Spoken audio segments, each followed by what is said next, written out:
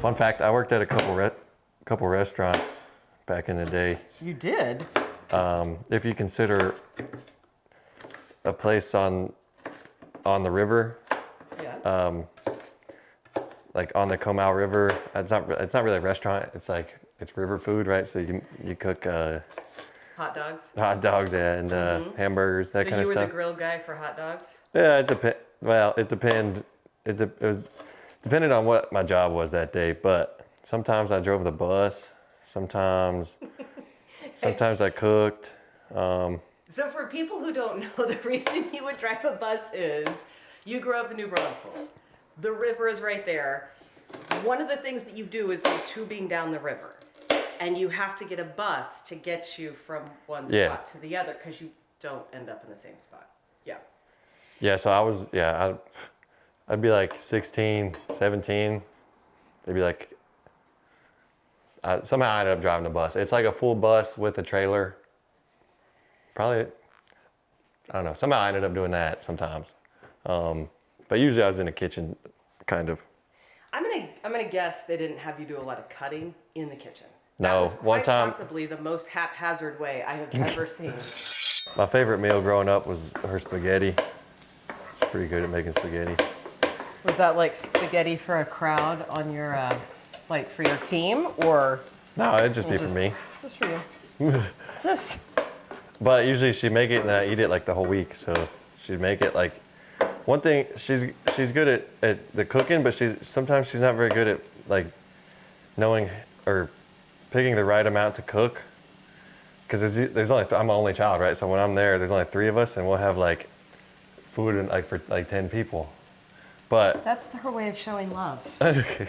Also, you're a growing boy. well, yeah, but it works out because then I just eat it for like I could eat the same thing every day. Like I don't care. I'll just eat it the next 4 days straight. I'm gonna That ought need to do, a right? couple more though. Oh. God. What was the first? One thing that happens when I start cooking is it takes me a while to do some of this stuff, and then it's like I'll start cooking stuff, and then I'm not good at the timing of everything. So then like the meat will finish or something, and then I'll forget to cook all the sides, so then I gotta do all that. So then it takes, and then also I absolutely hate doing dishes, so you get all the dishes dirty, and then I'm like, frick, now I gotta clean. So yeah, then I'm just like, I could do all this big ordeal, or just go to Chipotle and spend 10 bucks. No dishes or nothing. I mean, when you put it like that, it does seem like the choice is obvious. Was there a meal that you attempted to make for the first time by yourself? Whenever like it's the off season and like I'm not at my, like with my parents, I got like 2 meals.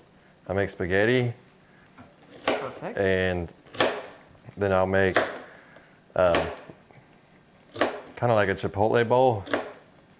I feel a theme. Yeah. I feel like there's a theme here. But it's just like rice and beans, and then I'll usually just throw like 2 pounds of like ground venison on. Now, do you hunt in the off season too? Yeah. Do you get that? Yeah. Yeah, Yeah, so man. that's venison that you hunt, that Yeah. you got. Yeah. And then, because then I don't ever buy, usually I don't buy meat during the off season. Because I just do it myself. But I think we're doing pretty good on that. that looks pretty good, right? That's pretty good. Would you like for me to take over? Yeah, I'll watch. But yeah. I feel like this was a setup. Yeah, that's about it. Brown rice, black beans, ground venison, and then some pico.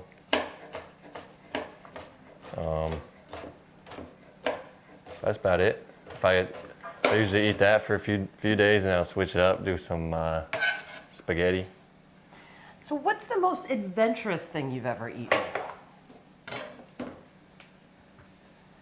Are you an adventurous eater? I eat whatever. I ain't very picky, but I don't know. Oh, okay. I mean, you just have such a routine. No, yeah, well, because I don't know. It's hard for me to be like, oh, let's go get something that I might not like, whenever I know that I like Chipotle and it's closer. I hope they're paying you. I really hope they're paying you. They should be paying you. Although I guess they don't have to pay you because See, I've thought you're about a it. walking advertisement for them already. Yeah, I've kind of thought about it, and I'm like, for them, it might be bad business because I already talk about them, right? Right. And then I'm already probably their number one customer. Does that come with some sort of a badge or like a sash? They should at least give me a or- badge or something. Right. That says number one customer on it? Absolutely. Yeah, so every time I go, like after I get my bowl, I tell them I want some. I say, can I get some lime juice on the side? Right? They got lime. They got lime juice. Okay. They don't tell people they got it, but they do. Don't. And I get it every time, but every now and then they try to tell me they don't have it, and I'm like, you have it. I know exactly where it's at. I'll go get it. Go get it. Oh my gosh. Bryce, what is a cheese ranking system? It kind of just came about last year. Just Castile was the big. Whenever I got there, Castile was the big cheese, right? You called him that though. He was not called that before by anybody else. It was just his big cheese. And then, So that's what sparked it. yeah, it Do wasn't. you like cheese to begin with? I like cheese, but it was more like just based on like I've called people big cheese before, like the head, like head honcho, you know. Right? You just Um, okay. So like like Scott Service could be the big cheese? Yeah, he could be big cheese, but then it'd be confusing because we've been calling Luis that. But How silly of me. yeah, but like if I was on a different team or something, then I could be like, he's big cheese, like Skip, you know. Okay. But Okay. then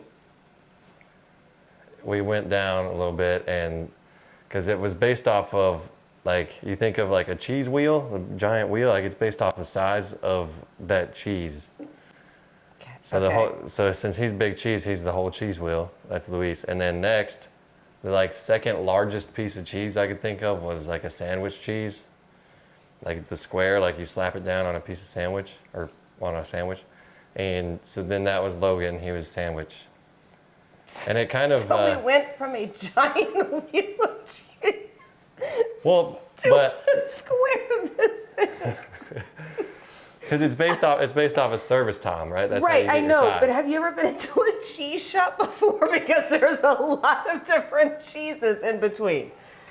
Yeah, but I'm just thinking about the size. Okay, right, my bad. This Yeah. is your ranking system, not mine. It's My just- bad, it's I'm just really the sorry. size. Okay, So it like counts. all I can think of is a cheese wheel. Mm-hmm. And then I'm like, frick, what's the second biggest? And then I just went to sandwich cheese. So that's Logan. Okay, Yeah, and then just like a few weeks later, I think we were in New York and they had those like the snack cheese, the little snack cheese rectangle things. And they're like a little bit smaller than a sandwich cheese.